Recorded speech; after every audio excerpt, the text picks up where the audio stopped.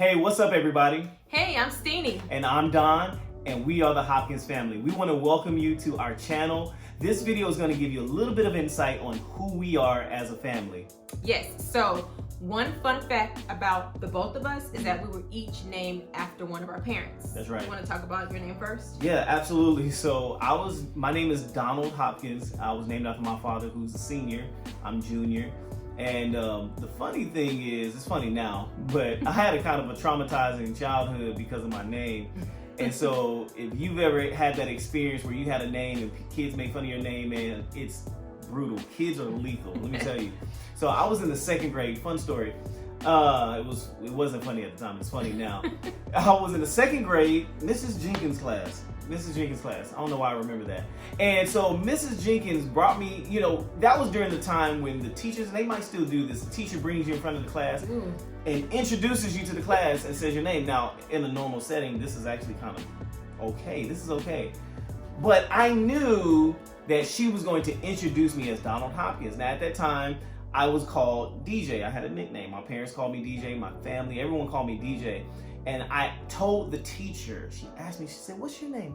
I said, "My name is DJ." And she says, "Okay, nice to meet you, DJ." And so she brings me up in front of the class, and in my mind, I'm like, I don't think she's gonna say my real name. And so she says, "Class, I want you to meet Donald Hopkins." But before she can even say Hopkins, like literally before the H sound came out of her mouth, this kid from like way back in the room cuts her off and yells, "Donald, Dad!" And the class flatlined. I mean, they were hysterical.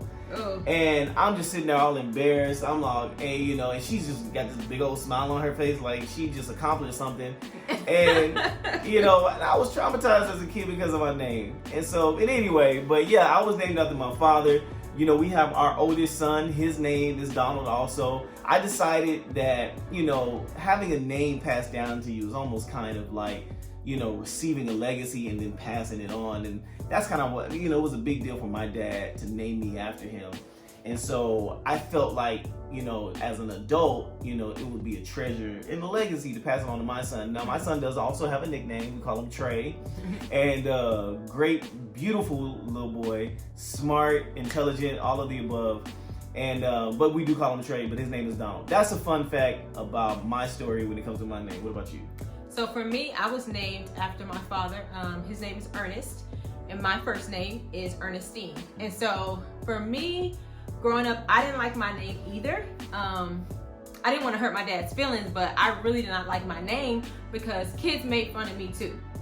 I heard stuff like, "Hey Ernie, where's Bert? How are things on Sesame Street?"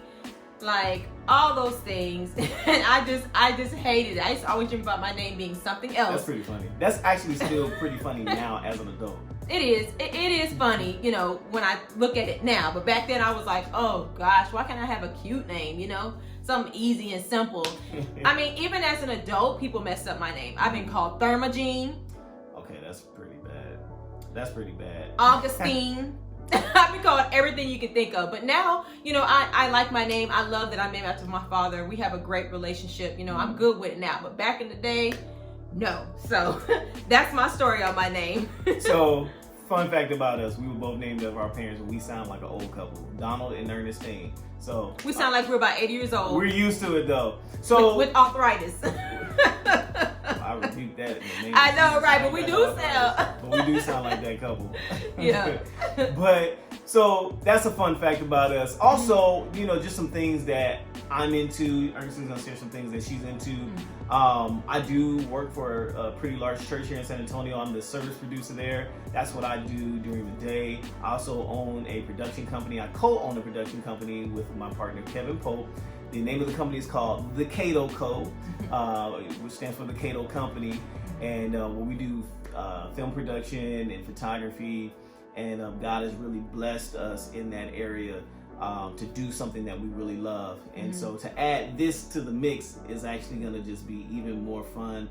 And I'm excited about it. Tell them a little bit about what you do. So I am a former teacher. I'm currently a grant manager for an organization here in the city. And I'm also a published author. Come on, author. shameless plug. The name of my book is Saving Myself from Me. When I was teaching, I met a lot of students that struggle with low self-esteem, depression, a parent was in jail or a parent was on drugs, just all these different things, and they had a hard time being able to see past their situation at the time and grow past it. So I really wanted to write a book that would give them the opportunity to see the light at the end of the tunnel and teach them how to fight past their adversity. So it's a great book too. Yeah, thank you. We're gonna turn it into one day. We're gonna turn it into a movie. Yes, that is my dream. It is going to happen one day for sure. It's gonna happen. So let's get into our story. Yeah. Let's talk about how we met, how this all transpired, how the Hopkins family came to be. Yeah, I mean, people always ask, how did y'all meet? How did that happen? And the first thing that comes to my mind, now it's gonna sound weird, but the first thing that comes to my mind is death brought us together. Wow. That's pretty intense. Yeah. But true, death brought us together. Okay, so I lived in Fort Worth and he was living in San Antonio. We didn't know each other, and he had came down to Fort Worth for the funeral. And so he was staying at his mother's house, and I had to go to his mother's house to pick up a memorial shirt for the person that had passed away. And so I went and I pulled up to the house and I saw him sitting outside.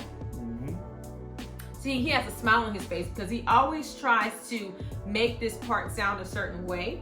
But hey, I don't have to make it sound like anything. You're gonna hear it and you're gonna automatically agree with me without even knowing what I'm thinking. Go ahead, tell the people. So I saw him sitting there. So I got out of the car and I went on up to where you were. Right. And I was told the shirts weren't there yet. So we sat down and we chatted. We chatted. That's all? Okay. So tell the people, Thermogene, what did you think when you first saw me? Now, guys, I'm not prideful at all. Maybe a little bit. However, I'm not going to allow her to get out of this story and not tell the real 100% truth or facts behind what transpired. Don't try to make it seem like I lied. I'm just saying. I'm not saying you're lying. I'm just saying you're omitting some details. That's all I'm saying. So what had happened was, Tell the people what you were thinking. when I pulled up, I saw him sitting there and I thought to myself, that's a beautiful man. And I got on out the car and I went on up to the house. That's a beautiful man. You can't just casually say that. Like, this is in my mind how it went. How you gonna say how I went? Because you don't look at a person and says, oh, that's a beautiful man. And then you like the word beautiful makes that too deep. Now that's an attractive man. Oh, wow, he's handsome. That's cool.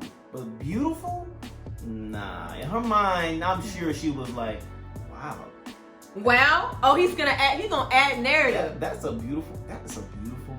First of all, I didn't say wow, but I did say that's a beautiful man. Okay. But when I thought it, I wasn't thinking to myself, that's a beautiful man, I want to get with him. Okay. Finish your story. I don't want to interrupt anymore. I'm sorry. I wasn't trying to get with him, although he tries to say, well, you know, you see where she is now. Well, you see, right? Well, did I propose to myself? No, you didn't. You didn't. Okay. I proposed.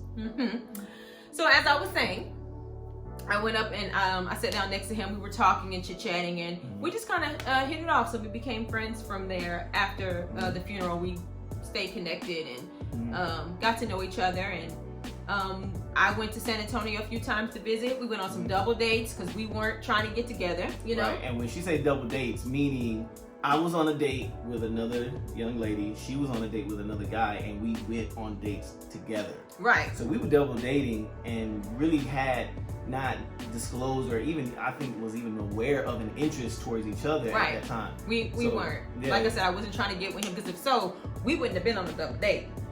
This is true. The only woman on your arm would have been me at the time. Okay? It's true. It's a true story. So that's kind of how we met. So let's go into the story about how this transpired into marriage. So another fun fact about us is that from the time that we met all the way up to the time that we got married was less than a year. So let's see, the funeral happened November of 2006. Right. We officially became a couple in March of 2007. He proposed in June of 2007. And then we got married in December of 2007. So 2007 was the year of let's get it done and get it done quickly. What did Jesus tell Judas? He said, the thing that you come to do it quickly. And that's what we did. We did it quickly. But the funny thing is, it didn't happen in my mind. It didn't happen how I thought about it in my mind, how I planned it and strategized it. The proposal, didn't happen the way that I had planned. And so I had this big plan to take her to her favorite restaurant, which was at the time Zio's, and I was going to propose. I was in San Antonio and I was going to drive to Fort Worth, and I knew what I was going to do. Take her out. I was going to dress nice, and I was going to propose to her in front of this restaurant, and I was going to get the attention of the restaurant. I was going to get everybody's attention and just make it a big deal. And then I was going to get on one knee and I was going to say, I love you and my life, it will never be the same without you. I want you to be my wife. Will you marry me? And everybody's standing around cheering, and it was like a big deal, like a movie. Nah, nope, didn't happen, nothing like that. Let me tell you what happened. So I'm sitting there at the table with her, we're eating, whatever. And I was like, all right, here's the moment. This is the time. And I start to get cold feet. And so I was like, oh my God, I don't think I'm gonna do this. Not like the way that I thought I was gonna do it. And so I tell her to close her eyes. And she closes her eyes, right? And when she closes her eyes, I take the box that the ring is in and I open it up so you can see the ring. And I put it in front of her plate, her dinner plate. And I left it there. And then I said, all right, open your eyes. And she opens her eyes and she sees the ring and she's like, and that's the time where I'm supposed to grab the ring, get on one knee, and say a big speech. And he got nervous. All I said was nothing. I didn't say anything. I kind of gave this, the way that I remember it is I kind of gave this like little, hey, it's a ring. So what do you think? You want to get married or what? Like, it was really bad. However, I don't think she even really paid attention to it. I think that she was just more shocked at that there was a ring. He thinks I was shocked, but I knew something was up. And the reason I knew something was up was because one of my best friends, she rode with me there, and she was taking pictures of me in the car. Which I had no idea that was happening. And then something is about to happen. When we arrived, she was taking pictures of me outside of the restaurant too, so I knew something was up, And then, weren't you dressed nice? I was dressed nice. So he it was a suit, right? Yeah, but you normally didn't dress that way. I did not dress like that at all. And I came with slacks, a tie, a shirt, had a little velvet blazer on. I was really trying to do it up. Let's rewind. That brother said velvet. Velvet. Exactly. So I don't know. However, it was a unique story. It was a unique situation. I'm actually kind of glad it happened the way that it did, because it gives us something to look back on and laugh at. Now, gladly it wasn't like disastrous, right? But I think it happened exactly how it was supposed to happen. And so in that event, death brought us together. We were able to get engaged, and we didn't wait. We didn't set a date like, hey, let's do a year, let's do 2 years. We was like, how about December? Let's finish this year strong, you know what I mean?